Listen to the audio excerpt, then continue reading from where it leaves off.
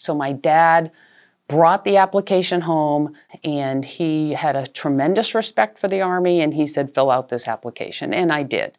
And to be honest with you, I was kind of a round peg in a square hole when I joined ROTC, and it didn't feel like a good fit for me at first. So I floated for a while in the Army, and I was one of those people, and I'm just like a lot of you out there that say, well, I owe them 8 years, I'm probably gonna get out in 8 years. And the 8-year mark came. And at that point, I had a baby and another baby, because my babies are 15 months apart. So I had like a 1.5-year-old and a 5-month-old. And I said to my husband, you know, I'm at the 8-year mark. I can get out at this point. And he said, no, I think you should stay in. And I said, yeah, but you want me to leave you? I'm going to leave you 1 week in a month. I'm going to leave you 2 weeks in the summer. You're going to have like an infant and a baby. I mean, is that okay with you? And he goes, yeah, I got it. I can handle that. So looking back on that, I recognize how important families are. Incredibly important for our retention. If we don't take care of our families, they, like my husband, are not going to allow us to serve.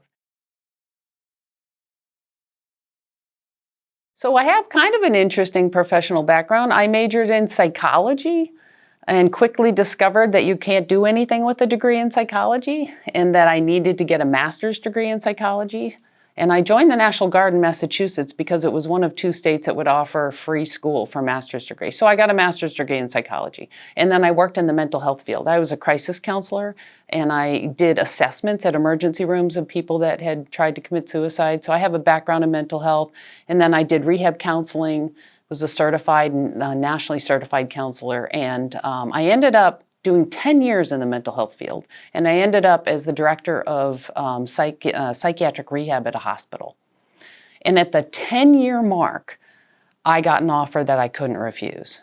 And it's an odd jump, is that I got an offer from a software company. And they wanted me to come and work doing IT for a software company. And it was here in Illinois. And I was living in Massachusetts at the time.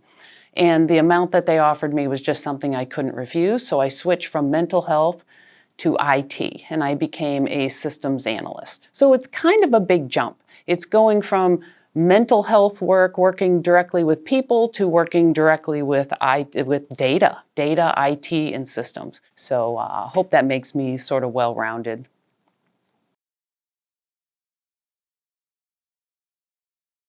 The key thing from my military experience is how often I've touched this building or this organization. So my first touch with TRANSCOM was in 2003 when I was SDDC's L&O to TRANSCOM, and I sat on the DDoC floor, and I was in the surface branch. And I worked for 2 years for SDDC and then here at TRANSCOM as SDDC's L&O. And then I came back in a contractor capacity in 2005 when I switched to IT. And I was a systems analyst. And again, I worked on the J3 floor. And then in 2008, I came on orders and worked in the J54. So I worked in the J54 from 8 till 10 when I went to the CD dock. And then I came off orders in 2011. I then became a systems engineer for the MITRE Corporation and worked here again in the J3. So I have a lot of touch points throughout my career with SDDC and TRANSCOM. And I understand, coming in the front door, I understand the capability of the people that work in this organization. It's so hard to put my finger on exactly like what's my sort of philosophy of leadership. I kind of talked a little bit earlier about I finally got my why, like why I served. But there was a time in my career where before that point, I did not feel like a leader. And after that point, I did. And I'll briefly tell you what happened, is that, and I call myself a late bloomer actually, because it happened at the lieutenant colonel level and I took battalion command. And you've all seen the ceremonies where you hand the flag. The brigade commander handed me the flag, sort of thing. But when he handed me that flag, he said, Colonel Henderson, I am counting on you. Your soldiers are counting on you, and the American people are counting on you. And just the weight of that responsibility, I was overwhelmed by it. So I already had my why, but now him giving me that flag and telling me that he was counting on me, it gave me more than just the why. It gave me the mission. It gave me the purpose. There's a quote I like by Abe Lincoln. Abe Lincoln once said, "I am where I am today because I had a friend who believed in me and I didn't have the heart to let him down." And I kind of found myself there. I already had a why, but now I had a friend who believed in me. It wasn't a friend, it was my commander. And I didn't have the heart to let him down. And I didn't have the heart to let him down. I didn't have the heart to let my soldiers down. Whether we succeeded or failed depended on me. And I didn't have the heart to let the American people down.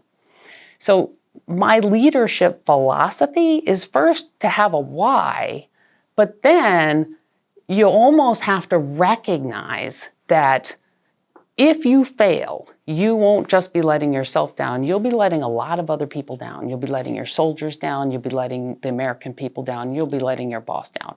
So I almost ask you, think to yourself, what is your why? Are you like Abe Lincoln? Do you have a friend? Do you have somebody that believes in you and you don't have the heart to let them down? I mean, it could be your spouse, it could be your kids, or it could be your boss. I would argue that here at TRANSCOM, we have the warfighter. The warfighter believes in us, and we should not have the heart to let him down. And we have our commander. Our commander believes in us, and we will not have the heart to let her down. And the American people believe in us. So that basically sort of sums up what I think my leadership philosophy is.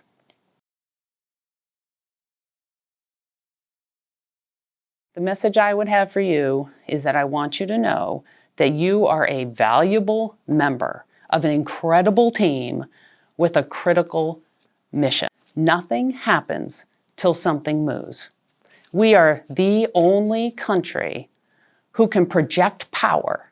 We can put warheads to foreheads anywhere in the world at the time of our choosing. We are the only country that can do that. And you are the one who is orchestrating it. Our component commands are executing it, but you are orchestrating it. I want to let you know how valuable you are, and you are a member of a powerful, important team and a critical mission. I am so grateful and honored to work with you again. And I recognize that to whom much is given, much is expected. I plan to give 100%, and I expect 100% from you. Together, we deliver.